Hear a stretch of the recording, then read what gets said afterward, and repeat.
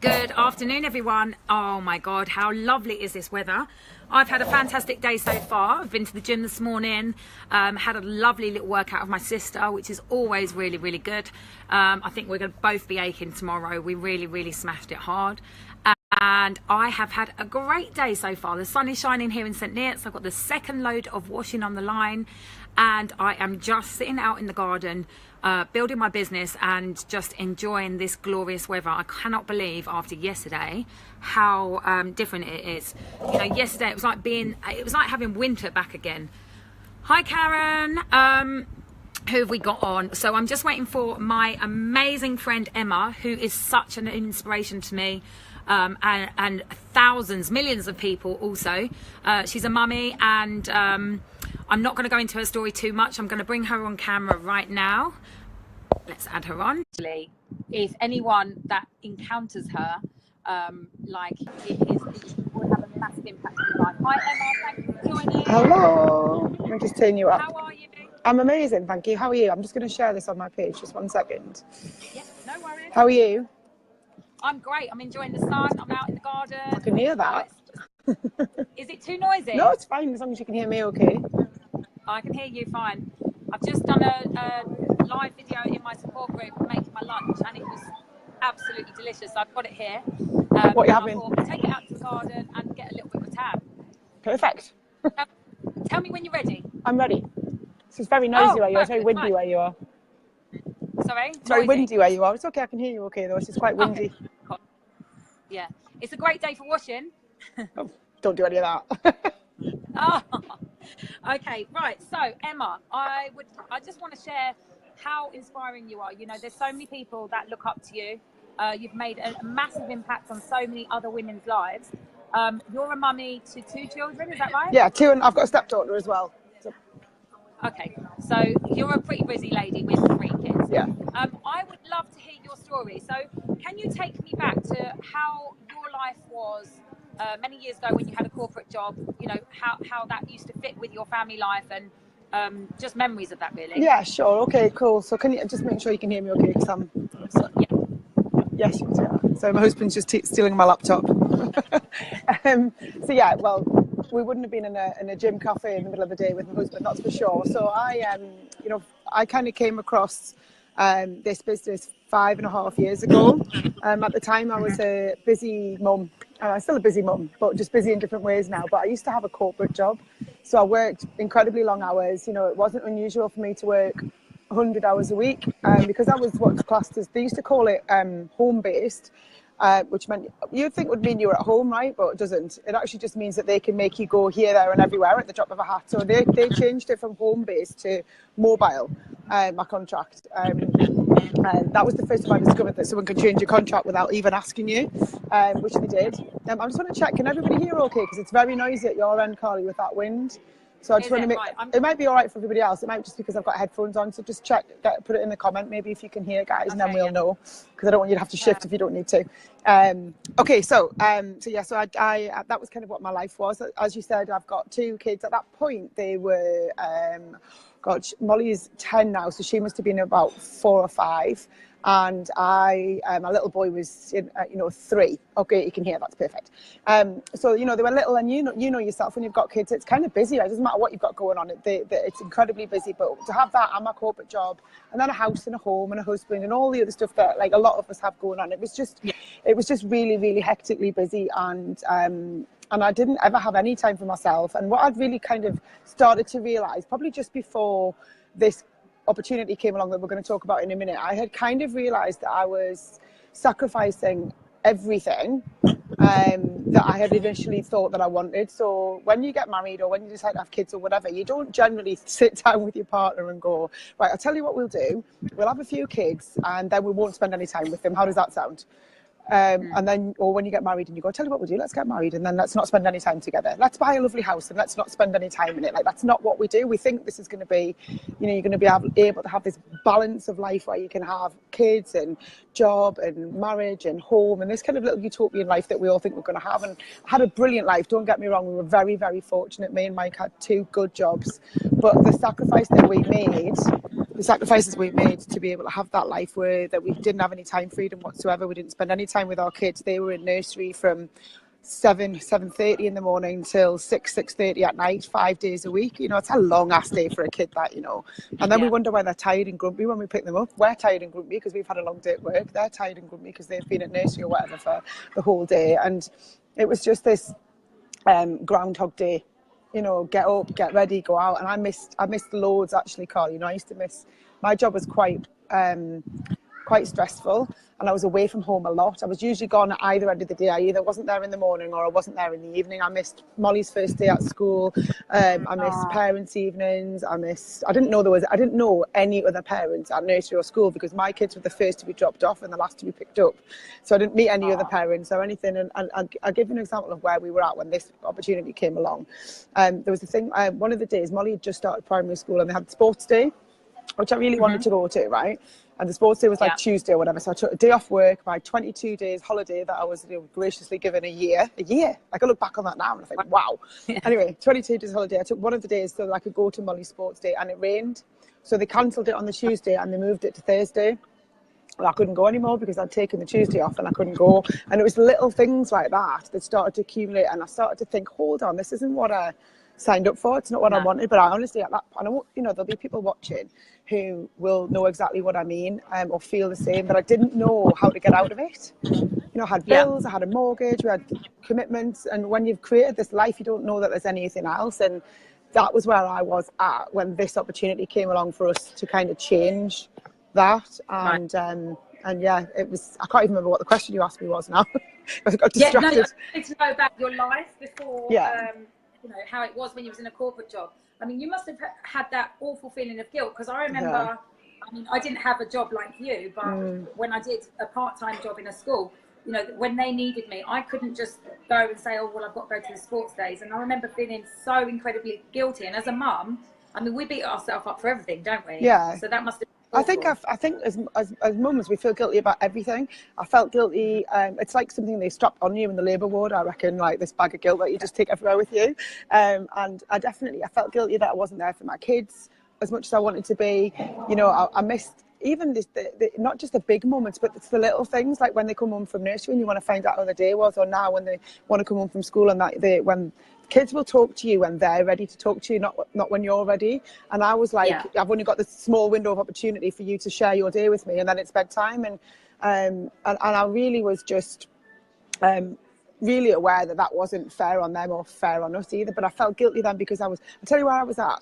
I was always late for work in the morning. So my job, as I said, was mobile. So I'd have to be like, I don't know, I live in Bolton, so near Manchester. I'd have to be in Lutterworth or Solihull or Cardiff or Dundee or Glasgow for like 10 o'clock in the morning. And I was always late because I was trying to be everything to everybody. So I was like trying to sort the kids out, and then I'd be late, they'd be late, and then I'd be late to my meeting, and then I always had to leave early because I needed to back to pick up the kids, or I needed to sort out Mike so he could go and pick them up. So he didn't get enough of me, the kids didn't get enough of me, my boss never got enough of me, my business never got enough of me, and then what was left for me in all of that? Like, where did I come into it? Like, you forget about yourself altogether. So that guilt that we all carry around with us, I think, is just phenomenal, and it weighs heavy, right? It weighs really heavy. Oh my God, yeah. I mean, I bet you, most days you were just literally so stressed. I used to drive like this. Like, I didn't even realise, like, my white knuckle, like, so stressed in the car. I was always worried about being, you know, if you're late picking your kids up from nursery, they give you like half an hour grace and then they phone social services. It's just like, there'll be people in the world who've seen me like tearing my hair out on the M6 between junction 15 and 16 because it's always stationary. It was just such a stressful time. But do you know what? No different to anybody else, really. Everybody has their stresses. Everybody has, even, you know, whether you're a working mum or a stay-at-home mum or any kind of parenting, trying to fit everything in to a small window of your day. It's really, really, really hard. Really hard. Okay, so I mean, I think a lot of people are going to understand and feel what you felt during those times, because there's lots of people, lots of mums nowadays are not just stay-at-home mums. You know, they're working really high-powered careers in order to give their children everything that they want, but sacrifice time. So tell us a little bit about, you know, finding this opportunity and then going from your corporate job to this job, and how different it was. Oh, there's just no comparison. But when I first started it, was back in February 2013. I fell in love with the product, and I know we're not really, talking about that now, but I thought that was massively important for me. One of my big values in life is integrity. It's about, being honest, being truthful, and that was really, is a value that I hold incredibly high. So there's no way that I could have got involved in something that I didn't really truly believe was an amazing product. And the fact that the business came along and that was amazing too, and I could share that as well with integrity and honesty, and I can look literally anybody in the eyes and say, this will make your life better if you just give it your best shot. And I love that about it. And so when I came across it in February 2013, I was a happy customer, loved the products. They gave me my energy levels back. I was knackered, never mind stressed, I was knackered as well. I was so tired all the time. I used to read the kids a story at night and I'd fall asleep just like they would, and it was just, I was so tired, and everyone I knew was the same.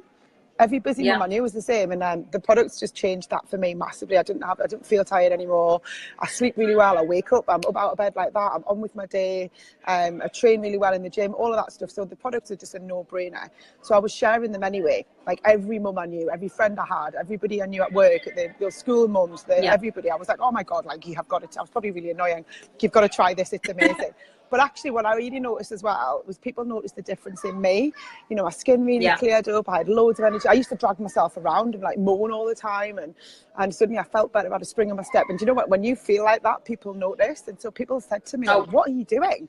What are you doing? I was like, I take this product. It's amazing. You're going to love it. Why don't you try it? And then when John told me there was a business attached to it, and then actually I could make a bit of money doing recommending the product to people. And I was like, nah. Absolutely, I think he actually said to me, you could own your own business, and I was like, nice idea, but no thanks. Like, not in a million years have I got time for that. Because that was where I just didn't have time. I barely had time to, tie my shoelaces or organise packed lunches for the kids or whatever. Never mind. So I just didn't think that it was something for me, maybe for other people, but not for me. And then he just said, look, Emma, it's a business designed for busy people, and you're the busiest person that I know. And that really resonated with me, and I trusted him. Like I said, he was my personal trainer. He told me about the products, and he'd been right about that. And so I just thought it was like 50 quid or something to join. I didn't have to buy any stock, didn't have to do any deliveries. That's why it doesn't take up very much time, which actually is super important, I think, to share with people that a lot of own your own business type of opportunities are very time consuming. You have to go to the post office, you have to like buy stock, separate it out. All that. There's no way that I could have got involved in this if that's what you had to do. So when I realised I didn't have to do any of that, I didn't have to handle any stock, handle any money, do any deliveries, none of the stuff that in my head was going to take up time. Then I was like, all right, okay, I'll give it a go. And honestly though, all I joined for was to earn £200 a month. I was like, if I can earn £200 a month part-time, because despite the fact, I'll tell you something honestly, I had a good job, nice house, nice car, all of that stuff, but we never had any spare money. I think like you live up to your means, don't you? So whilst we've been promoted through careers and stuff like that, and we both had, we had a good 6-figure income between us, more than that really. But we'd bought a bigger house and we had different cars, so we'd like kind of upped the ante on.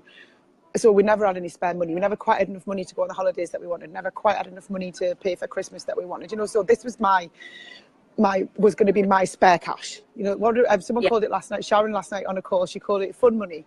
I was like, I want that. I want the fun money. I want the spare cash, like the spare money, not the bills money and the mortgage money. I want some spare money, and that's what I thought this initially was going to be for me.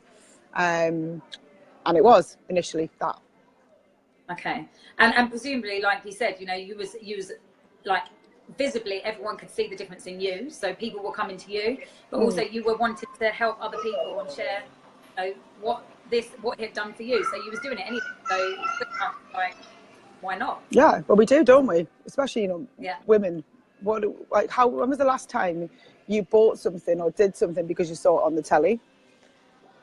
Like very rarely, right? If you go to a new hairdresser, it's because it's where your friend goes or where your sister goes. If you try a new nail technician, you're not just going to go to anyone. You'll find someone who's got beautiful nails, ask them where they got them done, and you'll go there. So all we do as adults, even as kids, right, is word of mouth recommendation. Everybody I know, that's how we make decisions. The schools we send our kids to, the nurseries that we send our kids to, the hairdressers we go to, the products we try, the restaurant we eat at, the films we go and see, the books we read. That's what we do. What are you reading? What are you doing? What are you saying? And I'll try that. That's what the business is. I mean, it proves that as well, because on Facebook now they've got this thing where you can ask a question, where should I go for X, Y, and Z? Yeah, and if Facebook are creating the thing for it, you know it's a thing, right? Yeah, yeah. So definitely. Okay, so tell us your story then. So obviously you went into this business because you realised it could like go alongside your full-time corporate job. You didn't have very much time, just wanting £200. Tell us what happened from there. So when I realised I could fit it around my job, and actually it really does like just slot into your life like that. So, you know, everything else was still going on. The 100-hour-a-week job, the kids, the home, the husband, all of that was still happening. But this just kind of slotted into it like that. And I was on Facebook anyway. I was talking to people anyway. And I earned, I think it was £84 in my first month, which might not sound like very much, but it's still over £1,000 a year if you kind of do that every month for a year. And I was like, that's decent spare cash, right? That's fun money. That's a holiday. That's maybe a credit card bill paid.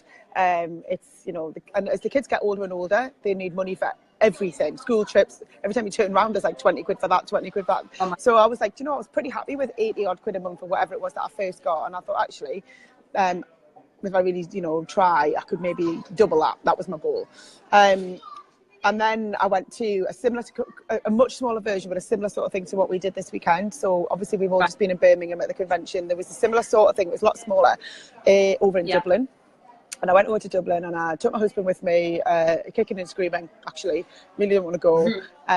But I wanted to show him what I was part of, because I was starting to get this kind of, it's hard to explain, but it's like a little bit of a feeling that you get that this is more than I thought it was. It's going to be, I didn't know what, but I was like, there's something more. It was honestly, Carly, it was the first time in so long that I was doing something that I really loved, that was not work, not parenting. It was just something that I just loved. I couldn't get enough of it. It was like an addiction to the business. I just couldn't get enough of the people. Everywhere I went, every event that I went to, I was just meeting like amazing person after, like normal people, but amazing people, like normal people like you and me, just normal mums and dads, and not necessarily corporate people or anything, just normal people who were like just happy, outgoing, positive, going somewhere. And for the first time ever, starting to have conversations with people where I was starting to get quite ambitious about what I wanted to achieve. And I was like, oh, you know, maybe if I could earn £200 a month, maybe I can earn £500 a month, maybe I can pay my mortgage with this every month and free up that money. And then I started thinking maybe I could, like, you know, replace my full-time income, etc. And people were like, yeah, you can do that. And I was like, really? Yeah, you can do that. You can do anything. Whereas before, in my other life, my normal life, people were like, oh, you know, you can't do that, or people don't do things like that, or just keep your head down and eventually you'll get promoted or whatever. This was so different and I loved it. I was like, oh, just can't get enough of it. And when I went to Dublin, it was that on, you know, on speed dial. It was just more and more of that, more people like that, and people saying like, you know, you're really good at this, you could achieve anything, just, you know, be really teachable. I stuck myself to John like bloody glue. I was just like, tell me what to do, tell me what I need to do. And they all went, I'll tell you something, they all went to LA. There was a couple of them, was John, Rob, Alex and Katie, who were all in the business, who've been doing it a couple of years, and they went off to LA to this like convention, didn't know anything about it, and I was like, wow. And I remember saying to John, the next time you guys go there, you're not going without me. And well, the next time they went, it was Arizona, and I wasn't just there, I was on stage because I realised, like you guys realised, that this could be more through meeting normal people, and I decided to give it more than just a bit of a go. I decided to, like, I really wanted it to be a significant part of our income. And then I realised there was bonuses that you could get, and I was like, when I saw them, I thought, okay, maybe, just maybe, there's a possibility that this could be more for us. Maybe I could pay off all our debt. We got married with debt, and we never got rid of it. We just got bigger. And I looked at that, and I thought, I could. And do you know why? Because other people were doing it. And I was like, if other people are doing it, why not me? Why not me? Why can't I create something different? Why can't I? Maybe. And then like a few months on, I was like, maybe I could leave my full-time job, maybe. And that had never been something, I didn't think I was going to do that until I was in my 70s, really. I was like, maybe I could. And I'll tell you something that I did then that has stuck with me all this time. And I'd recommend anybody who's watching to do the same.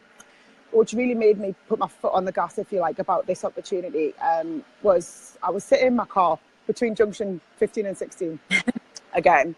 And I remember thinking, and I was 36 years old, my kids were growing up, they're only little, but they were growing up. I just started this business, and I had basically, cut a long story short, but the short version is I'd been asked to come down to Lutterworth, which was like a 5-hour each way drive, and I thought I was going to get promoted. That's what I went down for. And when I got there, I turned everything inside out to get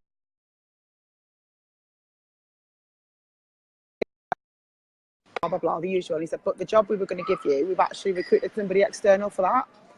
And I was like, what? Oh. You took me all to tell me what I need to do, like what can I do differently, all of that stuff. And he just said, nothing, you're doing really well, but we needed somebody local or whatever it was.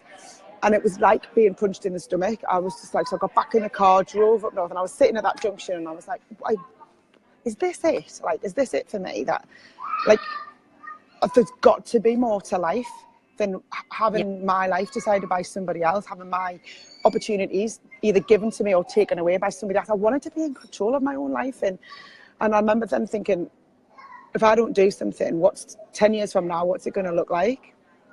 And I sat there and I thought, I'll be 46. And what's going to be different apart from that? And honestly, Carla, do you know what I saw? Nothing. Wow. Nothing was different. It was the same. And then I fast forwarded another 10 years or 20 years from 2013, sitting in that car. If I didn't do something different, what was going to be different? Other than my kids had grown up, I'd missed the whole thing and they'd left home, and what else?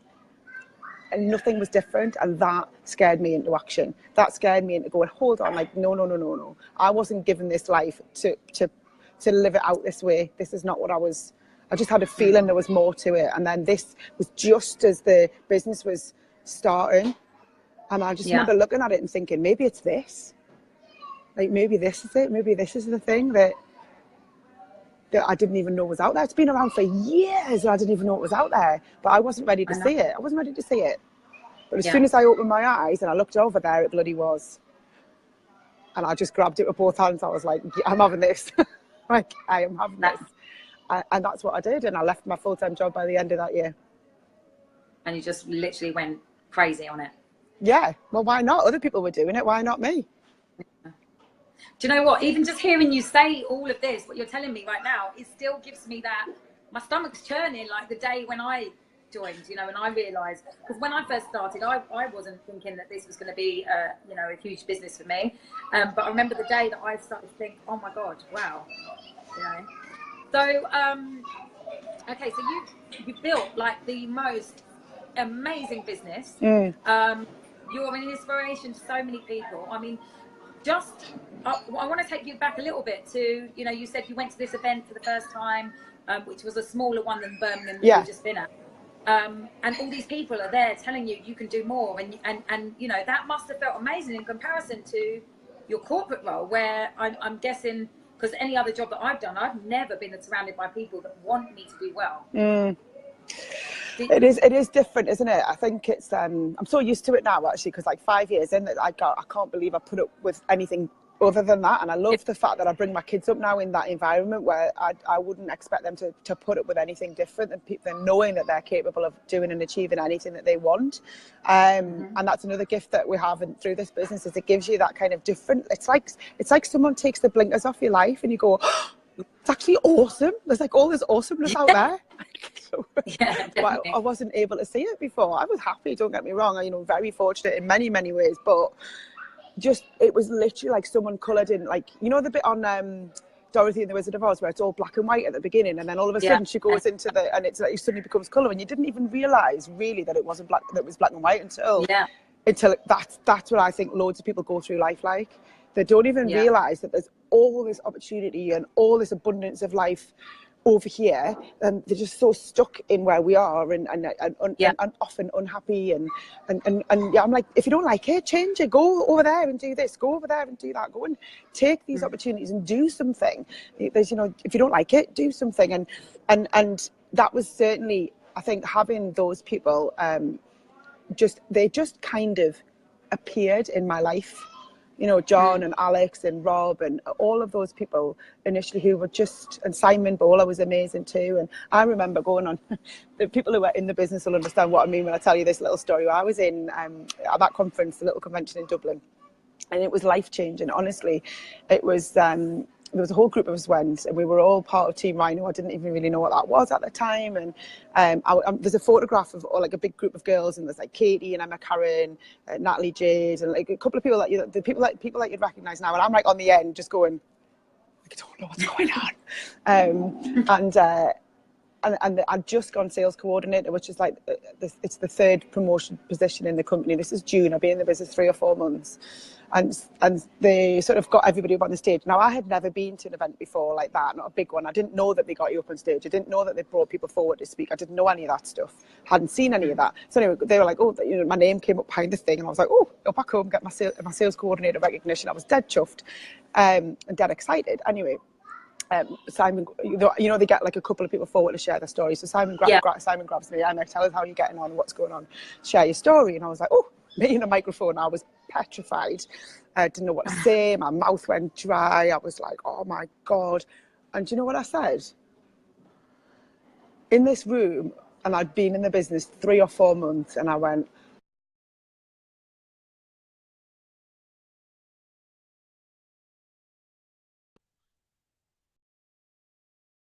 I was like, because at that point, people didn't do that. Like, nobody got to and there wasn't even anything after that. There was no IMD, EMD, and PMD then at all. That was as far as it went. And I was like, yeah, I'm going to. And it wasn't, I remember hearing them, and I was like, who said that? It was me. But that's because my head was so full of these people that were like, you're going to be brilliant at this. You can do this. You can achieve anything. That I had said it so much and heard it so much that my subconscious just believed it. That was it. I was like, there was no looking back from there. And I met a couple of people there, and I remember meeting someone there who said to me, and he's a guy flown over from America to share his story. He'd been in the business for a long time, and he said, I've lost track of the number of mums in this business who've made full-time mums in this business who've become millionaires.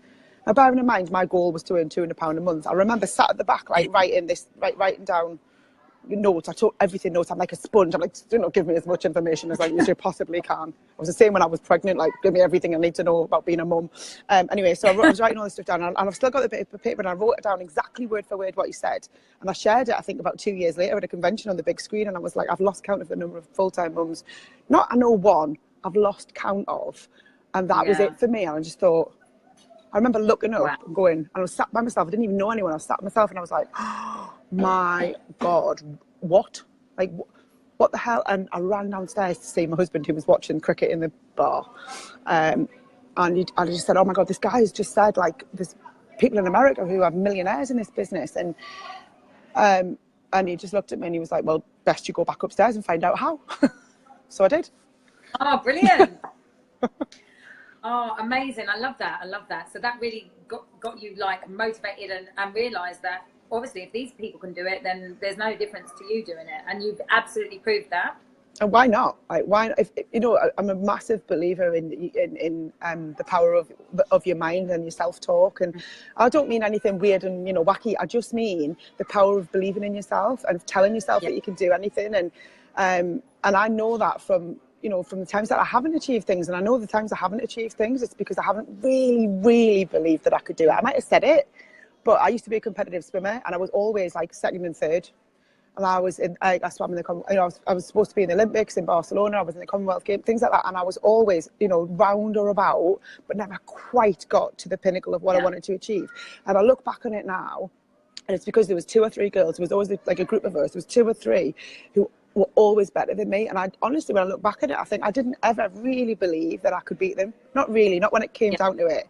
And with this, I just had like I've changed my mindset completely over the last probably 10 years to really know that if you know that you want to climb Mount Everest right now, like tomorrow, you're not going to be able to do it because you're not ready, right? You haven't trained for it, you haven't prepared for it, you haven't got the right equipment, you don't have a coach, blah, blah, blah. But if you decided you wanted to climb Mount Everest next year, and these are the 10 steps you need to do to be able to do it, you know that you can follow those 10 steps, and this time next year you can climb Mount Everest, right? And how do you know? Because other people have done it. Yeah. And so there's those subject to disability potentially. There's no reason why you can't do the same. This business is that your life is that. Yeah. And that was it for me. I was like, right. And all we do now, right, is go and help other people to see that. Some people see it. Some people don't. Some people still got that black and white start of the Wizard of Oz thing going on. And that's fine too, because you'll see this when you're ready. And I'm just out there, like you are, looking for people who are ready. You know, we're doing it anyway, right? Doing it anyway. If you want to get involved, great. If you don't, that's okay too. I don't mind. Absolutely, yeah. I love that. Okay, so I know I'm conscious of time because I know that you're, well, I'd like to say you're busy, but you're not a patch on what you used to be. I can tell you my daily life now compared to what it used to be. I mean, I'm in the gym for a start. That's what I was going to ask you. Yeah, like no comparison. I take my kids to school in the morning myself. We walk to school. So they start, if you remember the start of the call, I was saying my kids went to school at like 7 in the morning before school club, and we used to pick them up at 6:30. Now, not only was I able to retire myself from my full-time career, I was able to retire my husband as well from his full-time career too. So we replaced completely, not just replaced, but doubled the income we were getting, working crazy hours. And honestly, do you know what I look back on now, and I don't regret, because I think regret's a wasted emotion. You either learn or you change it.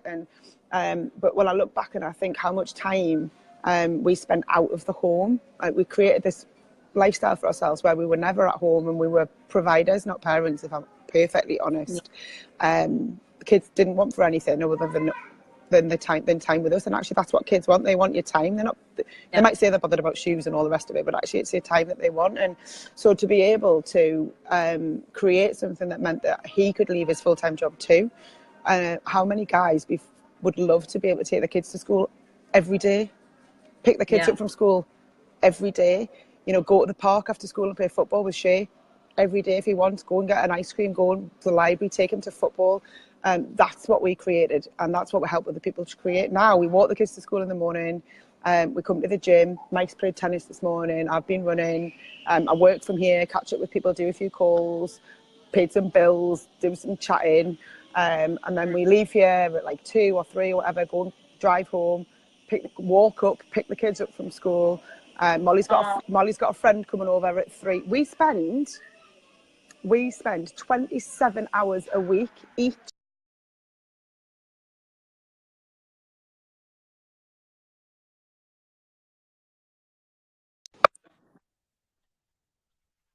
on their life. Massive, it's phenomenal. And my little boy doesn't remember when we used to work. Doesn't remember it. And your children would be very different children in the old lifestyle. Without a shadow of a doubt, you know. So I really truly think that whatever it is that you want to do, whether it's this, I think I honestly don't know any reason, and I can't think. I challenge anybody to come up with one single reason why you wouldn't want to do this, like why you wouldn't want to get involved. I know people go, oh, it's not for everyone. Why not? Why is it not? It doesn't have to be life changing for everybody, but like. But you've got to do something with your life. Like I said this on Sunday, that your life is such a gift. Like that, this life that we have is such a gift, and people spend I was the same. That's how I recognise it. Spend so much time in this groundhog day of crap, of just turn up, get paid, go to work, constantly just saying to the kids, get your shoes on, I'm going to be late, you need to hurry up, and they're like these little people in your life who are just like, oh, like no wonder they're growing up stressed out of the brains these days, because it's just, life is so fast. So you just need to go, honestly, when I looked at it and I thought, take a step back and go, hold on a minute, just stop the world for a second and have a real look at. Because I promise you, what happens is you'll know this, Carly, yourself. You look up one day, don't you, and you think the kids are getting bigger and bigger and bigger, and I'm like, oh. And I remember when I was in August 2013, and I was just about to hand my notice in my full-time job, and I'd just gone 39 club, which is like a really good position in the company, and I'd started to kind of see a bit of vision of what top of Mount Everest was going to look like, and we'd gone to the Lake District. On a little holiday, just in the summer holidays, which actually cost about $2,000. So there's no way we would have been able to do that if I hadn't been working, right? Just we hired a house. It wasn't anything flash. It was just a little house in the Lake District. Anyway, we were stood by Lake Windermere, and my little boy was, I think, was he 4? He was probably 4, about to start school in the September. And no, he was only 3. Sorry, he was 3. And it was stood like, and he literally he put his hand in mine, like I didn't ask him to. It was just like a voluntary thing, and he just put his hand in mine like that, and it was tiny and dead soft, and I was like, oh. But I remember looking down at this flop of blonde hair that he had. It looks like a little surfer, and And I remember literally in that second thinking that little hand is going to be like a big man's hand before I even know what. And I'm missing everything. I'm missing it all. And it was honestly, that was such a moment of clarity for me in my life when I just thought that I can't allow that to happen. I can't, not when you know that there is an option for something different. Not when you know. If you don't know, that's fine. Yeah. But once you know, and I looked then at the other people who hadn't missed a moment with their children, I had missed so much with my daughter. I didn't want to miss anything more with him. And I was like, right, okay. So nothing now. I don't care what anybody says. I don't care whether people like it, don't like it, get it, don't get it. It doesn't make any difference to me, because I know what this can do for everybody who wants to just look at it. I know that little boy's hand, when it becomes a man's hand, I haven't missed I haven't missed a thing. I haven't missed anything. Anytime he's needed me, anytime he's fallen up, I've been there to pick him up. Every time he's had a celebration at football, I've been there to watch it. Every time he's wanted to, achieve something, do something. And the same with Molly. Every time she's wanted something, me to be there for her, to sit and talk to her, to help her, to commiserate with her, celebrate with her, I'm there. And I know that when they're grown up, that's what they'll remember. Yeah, definitely. I think, the biggest gift in life is time, isn't it? Yeah. You're rich if you're rich with time, you're rich in everything, Absolutely. especially when you've got. Absolutely. Yeah. Okay, so what would you say to anyone watching? I know we can't think of one reason why anyone wouldn't want to do this. It can impact your life in so many different ways, whatever situation you're in. But what would you say to someone that was thinking, oh, I don't know, they're on the verge, they don't know whether this is something for them or not? What would you say to them? What advice would you give? Honestly, what have you got? Look at it, flip it and look at it a different way. Instead of looking at why would I, look at why wouldn't I? Like if sometimes we have a tendency in life to look at all the reasons why we shouldn't do something, instead of actually focusing on all the reasons why we should. And there'll always be naysayers for anything that you want to do. There'll always be people who say you shouldn't do that, you can't do that, it's not a good idea. I'm training for an Ironman at the minute, and there's so many people that are like, what are you doing that for? That's insane. It takes up so much time. It's like, what? Honestly, this is your life. It doesn't really matter what anybody else thinks, right? It's your life. So if you want to do something and you want to achieve something that's for you, if it benefits your family, even better. But if it's for you, it's totally fine. And like, stop looking for all the reasons why you shouldn't do something, and just focus on, even if there's only one reason or one possibility that this might be the thing for you, then grab it. Honestly, just grab it and run with it. And don't, I'm a bit like a horse with blinkers on, I don't see or hear. The 3 little monkey emojis? That's me. Yeah. I don't see any drama. I don't see any negativity. I don't even hear it. I don't allow it into my life. I don't have people like that in my life. If you want to do something, whatever it is, this is your life, and you've got to take control of it. You've got to take control of it and take responsibility for it. And then if it works, you could, brilliant. If it doesn't work out for you, change it a little bit, tweak it a little bit, but at least you're making progress. At least you're moving forwards. Because if we're not growing, what are we doing? Dying. Exactly. Yeah. I don't want to just go through life one day to the next. I want to do something that we all want to do, something that makes life better. And this is the single best thing that I have ever seen. And I'm 42 now, that I have ever seen. Where I'm not 42, I'm 41. Ha, there you go. Where a totally normal person like you, like me, anyone can create something extraordinary for themselves. Yeah. So don't focus on why not, focus on why wouldn't I? Exactly. Yeah. No, I 100% agree with that. So thank you so much. My pleasure. Really, really appreciate it. It's been fun. You absolutely inspire me, and I just want to say a big thank you as well for this weekend in Birmingham. I've told you before, but just everything that you say is so lovely to hear, and you are definitely one person that has completely changed my life in giving me that belief in me. Good. That's, like, I'm literally still buzzing from everything that you said on Sunday, and I'm just like, I haven't stopped listening to that song as well. It's on constant replay. My poor neighbours, I've had it blasting all morning.